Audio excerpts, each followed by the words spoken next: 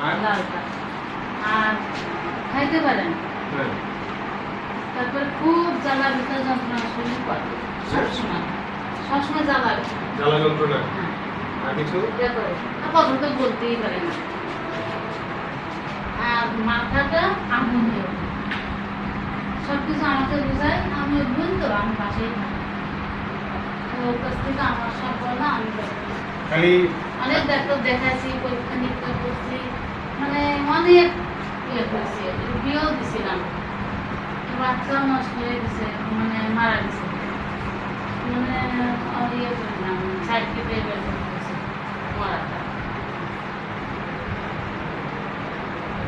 পেটের ভিতরে পাথর দিয়েছিল, ডাক্তার দেখানো তো ওটা খুব ভারী ব্যথা জ্বালা যন্ত্রণা। আর এই অপারেশন করছিলাম অ্যাপান্টি, ওইখানে ঘা এখন ভিতরে ওইটাই ও টাকাইছে সমস্যা। গা আগুন আর দেখুন কি বেরিয়েছে সর্বগায় আগুন ওঠে সবসময় আগুন ওঠে। আপা বলছিল যে ও তো কথা বলতে পারে না, তো ওর নিয়ে আসে।